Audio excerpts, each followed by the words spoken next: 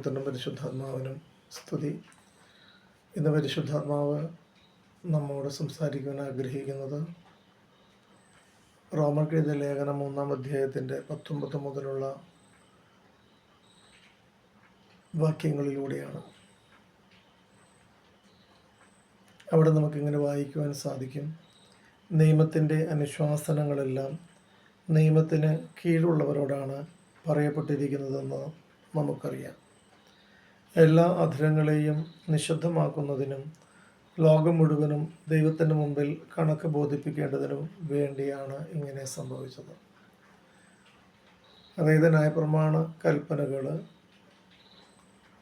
അനുശാസനകളെല്ലാം നിയമത്തിന് കീഴുള്ളവരോട്, അതായത് പ്രത്യേകമായിട്ട് തിരഞ്ഞെടുക്കപ്പെട്ട് ന്യായപ്രമാണ കൽപ്പന അനുഷ്ഠിക്കണമെന്ന് പറഞ്ഞിട്ടുള്ള പ്രത്യേക ജനവിഭാഗത്തിന് വേണ്ടി മാത്രമുള്ളതായിരുന്നു. എല്ലാ അധരങ്ങളെയും നിശബ്ദമാക്കുന്നതിനും ലോകം മുഴുവൻ ദൈവത്തിൻ്റെ മുമ്പിൽ കണക്ക് ബോധിപ്പിക്കേണ്ടതിനും വേണ്ടിയാണ് ഇങ്ങനെ ദൈവം ചെയ്തത്. വീണ്ടും പരിശുദ്ധാത്മാവ് പറയുകയാണ്, ഇനി നിയമം അനുഷ്ഠിക്കുന്നത് കൊണ്ട് ഒരുവനും അവിടുത്തെ സന്നിധിയിൽ നീതീകരിക്കപ്പെടുകയില്ല. നിയമം അനുഷ്ഠിക്കുന്നത് കൊണ്ട് മാത്രം ആരും ദൈവസന്നിധിയിൽ നീതീകരിക്കപ്പെടുകയില്ല.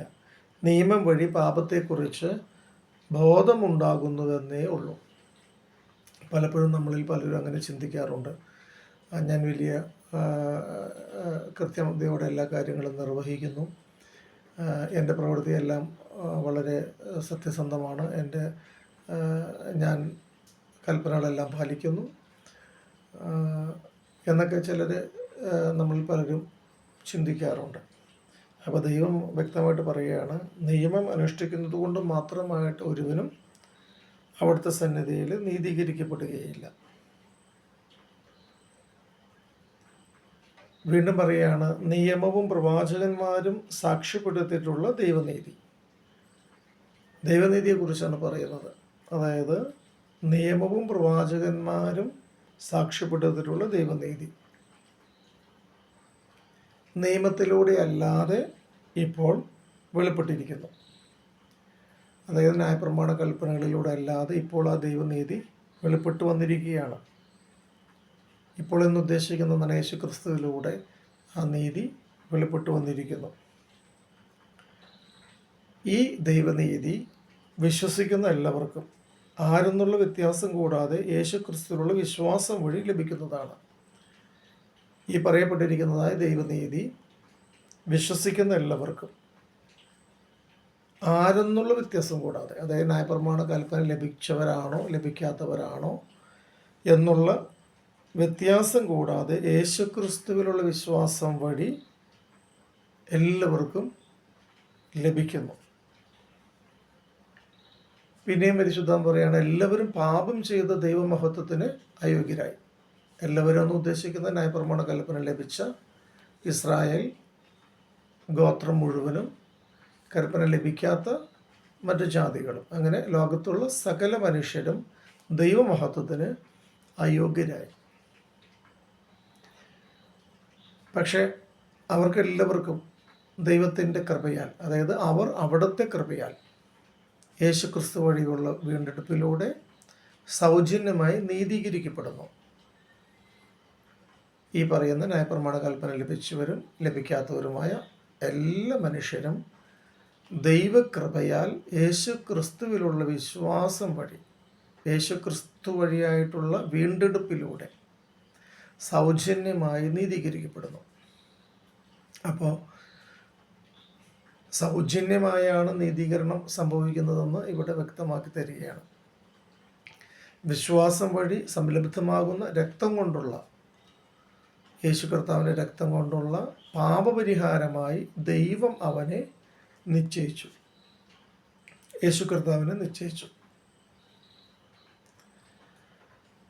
അവിടുന്ന് തൻ്റെ ക്ഷമയിൽ പഴയ പാപങ്ങളെ അവഗണിച്ചുകൊണ്ട് ഇപ്പോൾ തൻ്റെ നീതി വെളിപ്പെടുത്താനും അങ്ങനെ താൻ നീതിമാനാണെന്നും യേശുവിൽ വിശ്വസിക്കുന്നവന് നീതീകരിക്കുന്നവനാണെന്നും തെളിയിക്കാനാണ് ഇപ്രകാരം ചെയ്തത്. പിതാവാം ദൈവം തൻ്റെ ക്ഷമയിൽ പഴയ പാപങ്ങൾ, അതായത് എല്ലാവരുടെയും പഴയ പാപങ്ങൾ അവഗണിച്ചുകൊണ്ട് ഇപ്പോൾ തൻ്റെ നീതി, പിതാവിൻ്റെ നീതി വെളിപ്പെടുത്താനും അങ്ങനെ താൻ നീതിമാനാണെന്ന് യേശുവിൽ വിശ്വസിക്കുന്നവനെ നീതീകരിക്കുന്നവനാണെന്നും തെളിയിക്കാനാണ് പ്രകാരം ചെയ്തത്. അപ്പോൾ നമ്മൾ ഒരു കാര്യം വ്യക്തമായിട്ട് മനസ്സിലാക്കണം, എല്ലാവരും പാപം ചെയ്തു, എല്ലാവരും ദൈവമഹത്വത്തിൽ നിന്ന് അന്യരാക്കപ്പെട്ടു. പക്ഷേ ന്യായപ്രമാണം ലഭിച്ചവരും ലഭിക്കാത്തവരുമായിട്ടുള്ള എല്ലാവർക്കും പിതാവാം ദൈവത്തിൻ്റെ കൃപയാൽ യേശു ക്രിസ്തു വഴിയായിട്ടുള്ള വീണ്ടെടുപ്പിലൂടെ സൗജന്യമായി നീതീകരണം ലഭിച്ചു. വിശ്വാസം വഴി സംതൃപ്തമാകുന്ന രക്തം കൊണ്ടുള്ള പാപപരിഹാരവും അവൻ വഴിയായിട്ട് നമുക്ക് ലഭിച്ചു എന്ന് നാം തിരിച്ചറിയണം. അവിടെ ഒരാളെയും വേർതിരിച്ച് ദൈവം കാണുന്നില്ല. അതുകൊണ്ട് പറയുകയാണ്, നമ്മുടെ വമ്പ് പറച്ചിലെവിടെ? അതിന് സ്ഥാനമില്ലാതായിരിക്കുന്നു. നമ്മുടെ വമ്പ് പറച്ചിലിൻ്റെ സ്ഥാനമില്ലാതെയായി. ഏതടിസ്ഥാനത്തിലാണെന്ന് ചോദിക്കും. പ്രവൃത്തികളുടെ അടിസ്ഥാനത്തിലാണോ? അല്ല, വിശ്വാസത്തിൻ്റെ അടിസ്ഥാനത്തിൽ. അതായത് പ്രവൃത്തികളുടെ അടിസ്ഥാനത്തിൽ നിന്ന് ഉദ്ദേശിക്കുന്നത് ന്യായപ്രമാണ കൽപ്പനകൾ ഞാൻ അനുഷ്ഠിക്കുന്നുണ്ട്, അല്ലെങ്കിൽ ഞാൻ പ്രത്യേക തിരഞ്ഞെടുക്കപ്പെട്ട ഗോത്രത്തിലും വർഗത്തിലും ആണ്, പ്രത്യേകമായൊരു ഞാൻ ഒരു പ്രത്യേക കഴിവുകൾ എനിക്കുണ്ട്, അല്ലെങ്കിൽ അങ്ങനെ എൻ്റേതായ ഒരു രീതിയിൽ എനിക്ക് ചില മഹാത്മ്യങ്ങളൊക്കെ ഉണ്ട് എന്ന് വിചാരിച്ചുകൊണ്ട് ഞാൻ അങ്ങനെ ദൈവത്തിൻ്റെ അടുക്കൽ വളരെ പ്രിയപ്പെട്ടവനാണ് എന്ന് വിചാരിക്കുന്ന വമ്പ് പറച്ചിൽ ഇപ്പോൾ എവിടെ? അതിന് ഒരടിസ്ഥാനവുമില്ലാതെയായി. എങ്ങനെയാണത്? വിശ്വാസത്തിൻ്റെ അടിസ്ഥാനത്തിന്മേൽ ഈ വമ്പ് പറച്ചിൽ എന്നേക്കുമായിട്ട് നീങ്ങിപ്പോയി. എന്തെന്നാൽ നിയമാനുഷ്ഠാനം കൂടാതെ തന്നെ വിശ്വാസത്താൽ മനുഷ്യൻ നീതീകരിക്കപ്പെടുന്നു. കാരണം ന്യായപ്രമാണ കൽപ്പന അനുഷ്ഠിക്കാതെ തന്നെ വിശ്വാസത്താൽ മനുഷ്യൻ നീതീകരിക്കപ്പെടുന്നു എന്ന് നാം അനുമാനിക്കുന്നു. ദൈവം യഹൂദന്മാരുടെ മാത്രമാണോ? വിജാതീയരുടേതുമല്ലേ? അതെ, അവിടുന്ന് വിജാതീയരുടെയും ദൈവമാണ്. എന്തെന്നാൽ ദൈവം ഏകനാണ്. അപ്പോൾ നമ്മൾ പലരും ചിന്തിക്കുന്നത് ദൈവം നമ്മുടെ മാത്രമാണ്, യഹൂദ വംശത്തിൻ്റെയാണ്, അല്ലെങ്കിൽ ഇസ്രായേൽ വംശത്തിൻ്റേതാണ്, അപ്പോൾ രക്ഷ എന്നുള്ളതൊക്കെ എനിക്ക് മാത്രമായിട്ടുള്ളതാണ്, അല്ലെങ്കിൽ ദൈവവുമായിട്ട് അടുത്ത സ്ഥാനം ഒക്കെ എനിക്ക് മാത്രമായിട്ട് പരിഗണിക്കപ്പെട്ട സംഗതിയാണ് എന്നൊക്കെയാണ് നമ്മൾ കരുതുന്നത്. അപ്പോൾ ദൈവം പറയുകയാണ്, ദൈവം വിജാതിയുടെ മാത്രം, അല്ലെങ്കിൽ പരിച്ഛേദനക്കാരുടെ യഹൂദന്മാരുടെ മാത്രം ദൈവമല്ല, വിജാതിയരുടെയുമാണ്. ദൈവം ഏകനാണ്. അവിടുന്ന് പരിച്ഛേദനരുടെയും അപരിച്ഛേദരുടെയും അവരവരുടെ വിശ്വാസത്താൽ അവരവരെ നീതീകരിക്കും. ആകയാൽ നാം നിയമത്തെ വിശ്വാസത്താൽ അസാധുവാക്കുകയല്ല ചെയ്യുന്നത്, നിയമത്തെ ഉറപ്പിക്കുകയാണ് ചെയ്യുന്നത്. അപ്പം എൻ്റെ വാത്സല്യമുള്ള നമ്മൾ ഒരു കാര്യം പ്രത്യേകം മനസ്സിലാക്കേണ്ടത്, നമ്മുടെ വിളിയും നമ്മുടെ തിരഞ്ഞെടുപ്പും ഈ നമ്മുടെ പ്രത്യേകമായ എന്തെങ്കിലും പ്രവർത്തന മികവ് കൊണ്ടോ അല്ലെങ്കിൽ നമ്മുടെ ഒരു പ്രത്യേക കഴിവ് കൊണ്ടോ ഒന്നുമല്ല, ദൈവത്തിൻ്റെ ദാനമാണെന്ന് തിരിച്ചറിഞ്ഞുകൊണ്ട് നമുക്ക്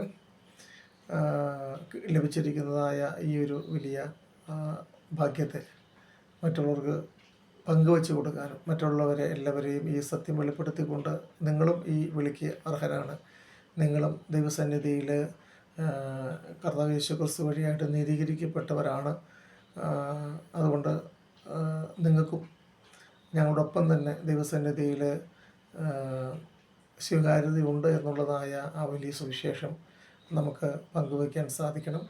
ആയതിന് സർവശക്തനായ ദൈവം നമ്മളെല്ലാവരെയും അനുഗ്രഹിക്കട്ടെ. ദൈവത്തിരുനാമം മാത്രം മഹത്വപ്പെടട്ടെ. ആമേൻ.